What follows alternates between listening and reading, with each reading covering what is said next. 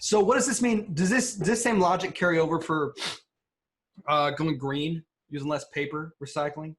Well, I mean, so should Christians recycle, I guess is what you're asking. Yeah.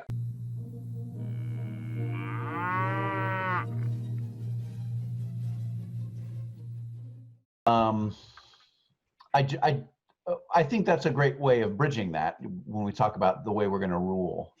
The responsibility that we have for creation right now, for real, like we are really responsible for the world. It's not something that we just are going to inherit later, but it stays with us, right? I'm so sorry to interrupt you. Can you source the biblical and theological ideas of ruling for people who? Sure. So as far as talking about ruling, back in the beginning of the Bible, when God creates humanity, having created everything that is, he then, last of all, he creates humans, and he says, let us make them in our image, so that they may rule over everything we just made. And so there's a sense in which humanity is the representative of God on earth. So that doesn't mean that God doesn't exist on earth, but that in a particular way, in a way that no other part of the creation represents God. Humans, in the presence of a human in creation, represents God in creation and to creation in a way that a tree doesn't, or a llama doesn't, and definitely, like a cat does not. But the I saw that coming, believe it or not.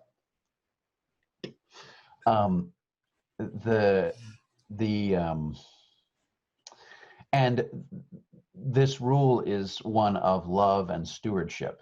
It's not dominating, controlling for any kind of selfish gain rule, but it is in the name of God, on God's behalf. So Adam and Eve and all humans are supposed to treat the earth and each other the way God intends, and not just intends for the creation and each other to be treated, but the way God treats creation and the way God treats humans is the way Adam and Eve are supposed to treat creation and one another.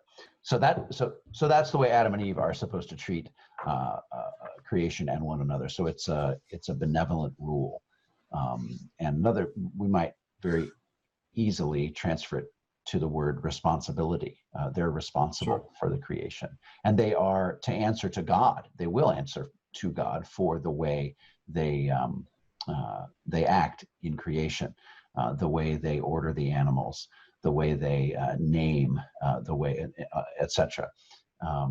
This is Adam and Eve ruling on earth in God's name. So they're responsible to God for everything, and they are to give him glory, and they are to develop the world in ways that glorify God, right? Ways that are not specifically dictated to them by God. Nevertheless, so there's freedom. Nevertheless, they still do it for God and in his name. That point is so fascinating to me, because if you listen to Christians talk about the spiritual life, they very often talk about it like possession. They say things like, erase me and I want only God to rule here, and right, or whatever. Let them not hear me, but let them hear God speaking. It's like kind of an odd thing for a preacher to say, because you planned out a lot, hopefully, of what you were going to say. That's right. Well, and I get frustrated sometimes when I try to thank someone and they say, no, don't thank me, thank Jesus or whatever. Right. And I think you're obnoxious. I'm sorry, I mistook you for Jesus. Right. But part of the reason that we find that frustrating is because there is a real integrity yes to the human person. Yes.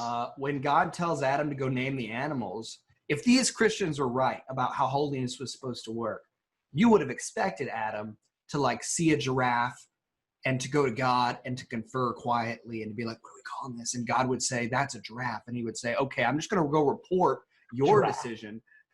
You're a giraffe. Right. But actually what God says is like, go name them, bro. Whatever Right. seems good to you seems good to me. Right. Right. And the Adam has his own intelligence and his own will and his own body moving around, making independent decisions in God's name. Yes. And whatever the man called each living creature, that was its name. Right. That's what. Yeah. So that means that later in Scripture, when God calls a badger, he's calling it that because that's what humans named it. That's actually extremely significant. So he does leave us a lot of freedom in the way we are going to develop what he has created and what he has said about what he's created. Because at the beginning he says, like, hey, here's all the birds of the air, but apparently Adam was to particularize, like, hey, this is a swallow and this is a hummingbird and this is right, and here's the fish of the sea. Okay, all these different kinds of fish, and here the beasts of the field. So the very broad kind of kingdoms of animals, loosely speaking, that God creates and names as kingdoms. But Adam is, and by extension Eve, is to particularize and extend God's prior naming project. So that's a specific way, and in fact, a main central way in the text of Genesis 1, 2, and 3, that Adam and Eve image God and extend his kingdom on earth. So that's part of the plan. That's part of the DNA of the universe, not just the universe, but the creation, right? Everything that God created. And so now we can come back to the question of, should Christians recycle? Sure. I think, of course, a bigger question here behind that is, should we be creating enough trash that we literally could, like, fill half a continent with trash? Okay. The answer to that is no. I mean, we should not have massive amounts of landfills. In fact, I am looking forward to the day when we've reused, recycled all the stuff in the landfills, right? I want to go buy a landfill and sort it out, like, it'd take a long time, granted, but I mean, I'm just a hunch that when God created that valley or that field or whatever it was, his intent was not for it to be mountains with hundreds and hundreds of millions of tons of trash, right? This probably is not right. So in the biggest sense of the word, recycle. I mean, recycling is like an escape hatch from the bigger question of how we are stewarding the earth in this ridiculously consumer-obsessed, product-obsessed, plastic-packaged, excuse for a world that we are currently running. It's not going well, right? We're supposed to take care of all the animals. We are apparently facing, because of human activity, one of the largest mass extinctions ever in the history since whenever we can, since whenever. This is not going well. So should we recycle? Yes. But please don't think that putting one glass bottle into a recycle can instead of a trash can, which is the right thing to do, by the way. Glass is infinitely recyclable. Recycle it an infinite number of times, right? Yeah, that's what that means. I mean, it's not like paper. Paper, you keep recycling it and it becomes less and less, makeable into good paper. You have to make it into other things, right? Glass, you just keep making it again and again and again.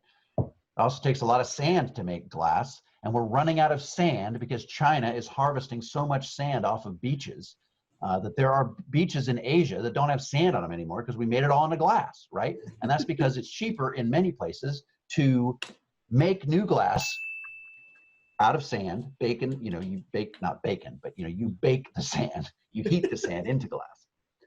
And it's cheaper to do that than it is actually to recycle glass. So that's a big problem. So if there are any scientists out there who have any Christian proclivities at all, even if you've thought about maybe being a Christian, could you please invent a way we could recycle glass cheaper than we can make it? right? This is a big deal. Otherwise, China, and not just China, I mean, it's not like China's evil just because it's China.